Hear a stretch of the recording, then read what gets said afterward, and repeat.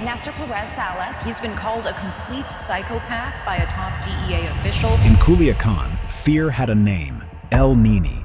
He wasn't a ghost story or a rumor. He was flesh and blood, a street kid turned warlord who commanded convoys, shut down a capital city, and ruled through cruelty. Salas is accused of kidnapping, torture, and carrying out hits for Sinaloa. His name spread from neighborhoods to headlines, from cartel hideouts to a world-famous boxer's orbit. There was 14 people killed. The main boss was decapitated, and they were playing basketball with his head. This isn't folklore. It's Mexico's raw truth, and the story of El Nini is one of the most gripping cartel sagas you'll ever hear. Mexico's own security forces don't have the ability to defeat a cartel with, all the gunpowder that the Mexican military has, the Mexican police. The rise of El Nini. Culiacán learned to treat the name El Nini like a curse. You didn't whisper it in a taxi, you didn't sing it over a bar's jukebox, and you sure didn't toss it around on a crowded street. Behind it was a man, his real name, Nestor Isidro Perez Salas, and his reputation was the kind that traveled fast. He was the guy El Chapo's sons, known as Los Chapitos of the Sinaloa cartel, called when they needed muscle, order, and fear. He ran their security. But security in this world didn't mean locking doors or checking IDs. It meant turning young, restless men into an army that could snap a city into silence. It meant building a brand of enforcers known as Los Ninis. The cartels are waging war in America, and it's time for America to wage war on the cartels. The United States government didn't treat him like a street rumor. They put an actual bounty on his head, up to $3 million for information leading to him. That's not the kind of number reserved for small players. That's what you drop on someone you see as critical, someone you think keeps a billion-dollar machine safe enough to keep running. Now here's the strange twist. The nickname Nini wasn't born in some shadowy cartel code. It came from everyday slang in Mexico and across Latin America. It comes from the phrase ni estudia, ni trabaja, meaning a young person who doesn't study and doesn't work. Over time, it became a label for kids hanging out with nothing to do, carrying a sense of idleness, even worthlessness. When Perez Salas got tagged with it, people leaned into the irony. He wasn't studying, he wasn't on a payroll job, but he sure as hell wasn't idle. He was carving out a place for himself in the most dangerous line of work in Mexico's underworld. On paper, his job was simple: keep Los Chapitos safe, protect their roots and labs, and crush rivals, snitches, or anyone trying to ride for free. U.S. officials described him in blunt terms: lead sicario. That word sicario translates to hitman or assassin. But in his case, it didn't mean he pulled every trigger himself. It meant he was the boss of the people who did, the one shaping how violence was applied and when. The stories about his early years are cloudy, and people argue about where exactly he came from. What isn't up for debate is how quickly he built his reputation. Reports from both Mexican and American sources paint him as someone with military-style training, skilled in city fighting, rifles, and rapid responses. And that matters, because when criminal groups get big, their security evolves. You start with a few bodyguards, and before long, you're drilling teams in counter-ambush maneuvers, clearing buildings, and sniper setups. That's the world El Nini shaped. And that's where Los Ninis come in. Imagine a private army of men, mostly in their 20s and early 30s, each one handpicked and loyal to El Chapo's sons before anyone else. Their job wasn't glamorous, it was checkpoints. It was guarding stash houses. It was running perimeter when a boss shifted safe houses, watching the corners that mattered. U.S. documents describe their training like you'd expect for special forces: urban combat, heavy weapons, sniper drills. They weren't militia wannabes. They were organized muscle built for city streets, not jungle warfare. Inside the crew, names rise to the surface that help you understand the structure. Jorge Humberto Figueroa Benitez, known as L-27, was tied to the same security branch. Another was Oscar Noé Medina Gonzalez, or El Panu, flagged by the U.S. Treasury as an enforcer. These weren't YouTube aliases. These were names that showed up in government sanctions and indictments. In practice, they worked as El Nini's lieutenants, passing down orders to the rank and file who held the line day after day. And the aliases? There were plenty. Some called him El General, others threw around L-19, L-09, or even Chicken Little. Each one served a purpose. In a world where every call can be traced and every address can get burned, extra names and numbers created confusion. To really understand his power, you need to grasp the word plaza. In cartel language, a plaza isn't a public square. It's turf, highways, neighborhoods, and choke points where drugs move and money flows. Whoever controls the plaza controls the tolls, the lookouts, and the rules. In Culiacán, El Nini's grip on the plaza meant he could turn the city's rhythm on or off.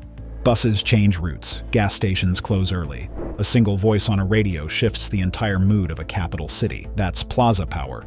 Mexican outlets sometimes straight up called him a jefe de plaza, a plaza boss. That meant he had authority not just to guard, but to manage. He could summon convoys, block roads, and secure houses across the city. His job wasn't only protecting the brothers, it was running an invisible grid of drivers, shooters, spotters, and go-betweens that kept the Chapitos operation alive. The U.S. State Department linked him directly under Ivan Archivaldo Guzman, the oldest Guzman brother, inside the Chapitos Security Command. That's the kind of reporting line that explains why his tone carried weight. He didn't need to be the most famous name. His job was to make sure the famous names could move without fear. But fear alone doesn't hold a city. You also need favors. A true plaza boss balances the hard edge with soft deals, paying someone's rent, covering gas, finding a cousin a job. That's how you get tip-offs before the police arrive. That's how you know which surveillance cameras actually record and which are empty shells. El Nini understood both sides. To ignore the softer handshakes would be to miss why his name spread through Culiacán like weather. All that training, all that muscle, all that control, none of it was for show. The day came when El Nini turned the capital of Sinaloa into his battlefield. The deadly gun battle between police and a narco militia over a drug cartel suspect wanted here in the U.S. How El Nini turned a city into a battlefield. The day Culiacán collapsed into chaos didn't begin with explosions or gunfire. It began with the sound of boots at a quiet doorstep. Thursday, October 17, 2019. Mexican soldiers moved in on a modest house tucked into a regular neighborhood. Inside, they found 4 men, but only one name mattered: Ovidio Guzman Lopez, El Raton, son of El Chapo. For years, he had been a shadow target, an heir to his father's empire, one of the Chapitos who had turned Culiacán into their fortress. And suddenly, against all odds, the government had him. For a brief moment, maybe 5 minutes at most, it looked like a victory. But in Sinaloa, news doesn't crawl, it sprints. Within moments of his capture, the message reached El Nini. And when he found out what had happened, Culiacán itself became his weapon. The shift was instant. Trucks were hijacked, their drivers dragged out into the street, the vehicles torched and shoved across intersections, until whole avenues were strangled with fire and smoke. Gunfire erupted in every direction, sharp cracks that rattled windows and drove families to the floor. A prison was stormed, gates torn open, inmates sprinting out like reinforcements on cue. Ordinary people lay flat in supermarkets, clutching their children while their phones shook in their hands, capturing convoys of SUVs rolling by in broad daylight, gunmen hanging out of windows with rifles ready to spit fire. By nightfall, federal forces had surrendered the streets, and Ovidio walked free. But those hours didn't just erupt, they were designed. El Nini treated Culiacán like a chessboard, and every move was deliberate. Buses weren't burned at random, they were planted exactly where traffic would choke. Military bases weren't simply threatened. They were surrounded, and soldiers' families were used as leverage to freeze movement. Smoke and flames weren't only for terror, they cut sightlines so convoys could slip into ambush positions. Even the prison break wasn't chaos, it was folded into the plan, turning the government's own infrastructure against itself. Under El Nini's hand, the city became the weapon, and for the people trapped inside, there was no escape. Later, researchers tried to pin numbers on the nightmare. Exact counts were impossible, but the estimates were chilling. Somewhere between 700 and 800 cartel gunmen swarmed against roughly 350 federal personnel, a 2-to-1 advantage, commanded by someone who knew exactly where to place everybody and every bullet. The state wasn't just beaten, it was humiliated, and humiliation carried further than bullets. Mexico's president stood before the country and admitted the truth. The government had released Ovidio rather than risk hundreds dead in the streets. He called it a decision to protect citizens. Critics spat that it was a surrender. Supporters argued it saved lives. But the deeper cut was already made. The Chapitos wing had mobilized faster than the state, and the man directing it all was El Nini. That day reshaped the conversation about power in Mexico, about what the government could do and what it would not do. But Culiacán's nightmare wasn't over. Fast forward to the early hours of January 5, 2023. The state had spent 3 years nursing its wounds and studying its failures. This time, soldiers and National Guard units moved before dawn, sweeping through rural zones and city blocks while the city still slept. The raid was sharp, silent, and by sunrise, Ovidio Guzman was back in custody. For a fleeting moment, it looked like the military had rewritten the script. daylight erased that illusion. El Nini's counterattack slammed into the city like a storm. Gun trucks prowled the streets, engines plated with crude armor, their beds mounted with 50 caliber rifles capable of punching through military vehicles. Roadblocks sprouted again, flames coiling into the morning sky. Tracer fire carved orange streaks across highways, slicing the city into zones of terror. At the airport, families ready to board flights suddenly found themselves inside a battlefield. One Aeromexico Embraer passenger jet, loaded with civilians, was riddled with bullets that tore holes through its fuselage. Screams filled the cabin as daylight pierced through the openings. By sheer luck, no one was killed, but the message was branded into memory. Nothing in Culiacán was off limits. Even the military's hardware wasn't safe. Defense officials confirmed that 2 aircraft were forced to land after taking a significant number of impacts. Overhead, helicopter gunships circled and spat fire into convoys of cartel trucks, some 24 in total, many welded into makeshift tanks bristling with weapons. This wasn't a street shootout. It was a coordinated battle plan spread across an entire city, and at its center once again stood El Nini, signaling where to strike, where to block, and when to press. When the smoke cleared, 29 people lay dead, 10 soldiers and 19 suspected cartel fighters. Schools closed. Families locked themselves inside.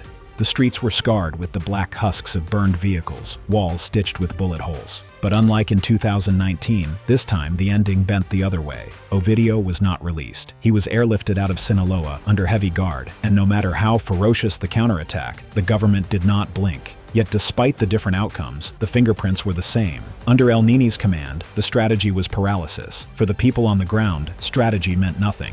What mattered was staying alive. Parents pressed children against cold grocery store floors, whispering not to breathe while bullets cracked outside. Drivers abandoned their cars in the middle of roads, sprinting for cover as armored trucks rolled past, their crude plating flashing in the sun. Street warfare made El Nini infamous. The accusations that followed would make him monstrous. El Nini's darkest crimes. In the United States, prosecutors don't describe El Nini as just another sicario pulling a trigger. In their filings, they paint him as something much colder, a manager of pain. Court documents, indictments, and speeches from podiums in Washington say he wasn't the one handling a pistol on the corner, but the one green-lighting who should vanish, who should scream, and who should never be seen again. Witnesses silenced, rivals erased, officers broken. Those aren't rumors in tabloids. They're written into Department of Justice indictments that bear his name. The picture prosecutor's sketch is systematic, not sloppy.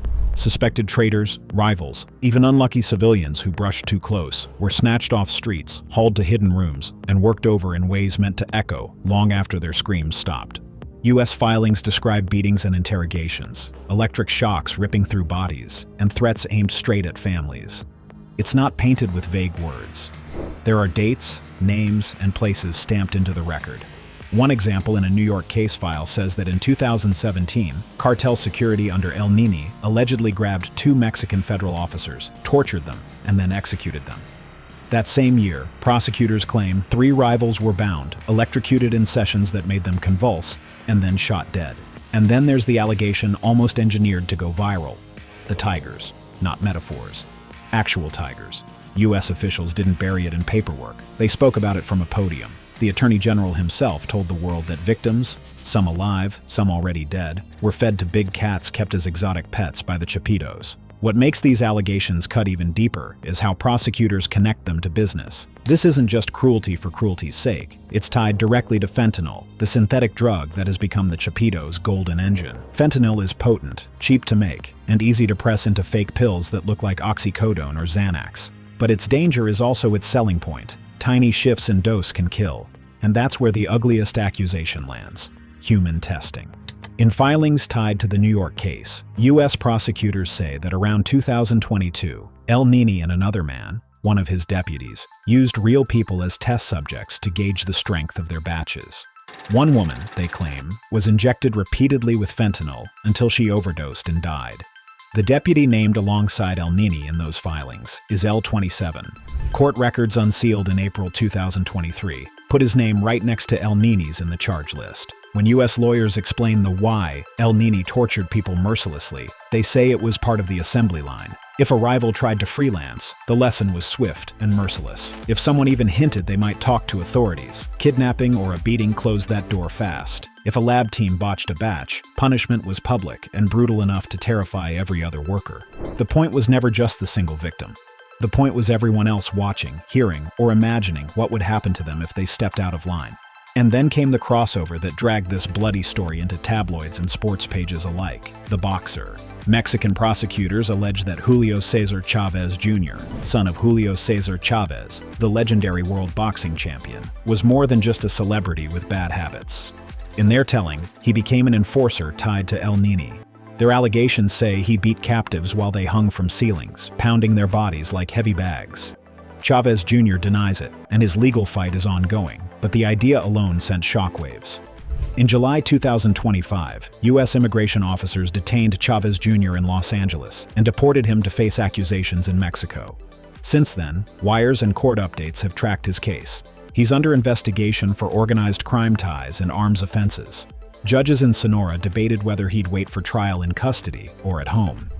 With El Nini's dossier thickening in U.S. courts, the man who once made a capital city bend to his will wasn't stopped by rivals or betrayal. He was brought down by the quiet scrape of boots on a rooftop.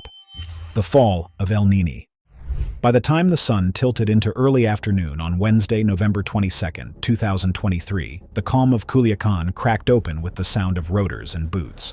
It started in Colinas de la Rivera, a quiet, well-to-do neighborhood, where the streets usually carried nothing more dangerous than the echo of passing cars. But that day, helicopters circled overhead, shadows flickered across walls, and federal teams poured onto the pavement with weapons raised. They weren't here for a sweep, they were here for one man. Inside a walled house, the realization came late. When El Nini realized the net had closed, he shed everything but his underwear and bolted for the roof. Barefoot, he sprinted across red tiles and corrugated metal, trying to jump to the next property. From the street below, agents fired into the facade, not to kill, but to pin him down. Seconds later, it was over. On that rooftop, the cuffs went on, and the path he tried to escape became the one he was dragged back down. And then came the shock, not of violence, but of its absence. In 2019, the arrest of Ovidio Guzman had ripped the city apart within minutes. Streets had been clogged with burning buses. Convoys of gunmen had fired at military bases. An airport had fallen under siege. But this time, none of it. No barricades, no convoys, no gunfire tearing through supermarkets. The capture held steady, confined to a few blocks and a handful of addresses. By nightfall, residents saw a heavily armed convoy roll out of Colinas de la Rivera, carrying El Nini straight to an airfield. Before the sun had set, he was already on a plane bound for the capital. One house had been broken open, but the city remained standing. The very next day, the U.S. Attorney General announced he had already spoken with his Mexican counterpart. He called for a swift extradition. From the White House, the president stepped up to the microphone, thanking Mexico and framing the capture as a shared victory. From there, the paper trail took over. Petitions, translations, signatures. Several months of slow, deliberate steps that ended on Saturday, May 25, 2024. On that day, under heavy guard, El Nini boarded another plane, this one headed north. The White House again issued a statement within hours, thanking Mexico and calling the extradition a milestone in the joint fight against synthetic drugs. By Tuesday, May 28th, it was no longer a diplomatic story. It was a courtroom reality in Manhattan. Prosecutors in the Southern District of New York announced that El Nini had been presented before a magistrate judge, his arraignment scheduled for May 30th before District Judge Catherine Polk-Fiala. The Justice Department didn't leave any room for confusion. This wasn't one case, it was two. Two separate indictments backed his extradition, one from Washington, D.C., and another from New York. And from that point on, he would sit in U.S. federal custody in New York while both cases played out. The charges out of Washington set the tone. Prosecutors accused him of running drug import conspiracies tied to cocaine and methamphetamine. They stacked on firearms offenses linked directly to those drug crimes and even charged him with conspiring to obstruct justice by retaliating against a witness through murder. Every one of those charges came with weighty penalties, decades in some cases, life in others, but New York doubled it. The indictment there painted him as the head of a continuing criminal enterprise. From there, the list stretched on. Fentanyl importation and distribution conspiracies, counts tied to machine guns and explosives, money laundering, and two of the most brutal allegations, retaliating against an informant through murder and kidnapping that ended in death. Some of these counts meant mandatory life if proven. Others had hard minimums written in, 10 years on drug counts, 30 on machine gun charges. Pile them together, and there was no way out. The ceiling was life, and the floor wasn't much better. After the arraignment, the story slowed down. Discovery started rolling in waves. Prosecutors handed over evidence piece by piece while defense lawyers pushed back on what a jury should see. Judges set calendars, and because both Washington and New York had skin in the game, the Justice Department said the two offices would move as one, SDNY's National Security and International Narcotics Unit, teaming with the Narcotic and Dangerous Drugs Section out of D.C. That kind of joint setup drags the pretrial timeline out, but it also tightens the net. Witnesses, records, and even field agents get shared without one case undercutting the other. Where exactly he was being held wasn't disclosed, and honestly, it didn't matter. Back in Sinaloa, the impact was instant, but not the kind you could film. Nobody expected a repeat of the burning trucks and street battles. The fear was quieter. Analysts warned about targeted violence, the kind that comes when lieutenants jostle for control after the top man is gone. They were right. Through 2024 and into 2025, new names surfaced, flashed for a moment, and then vanished. One of those names was L-27. His face was already on U.S. reward posters, and after El Nini's rooftop arrest, eyes turned his way. The State Department even posted up to a $1 million reward for information on him. For a while, it looked like he might take the reins. Then came May 2025. Mexican special forces closed in on Navalado, and the raid erupted into gunfire. When it was over, L-27 was dead. 18 months. That's all it took for the Chapitos' enforcement wing to lose its chief to extradition and his heir apparent to army bullets. The network didn't collapse. The labs still ran, the radios still buzzed, but the chain of command cracked. And when that happens, crews don't stop working. They start picking sides. That's what a vacuum looks like here. Not silence, but noise pulling in different directions. Phones that once rang to a single boss now split between three.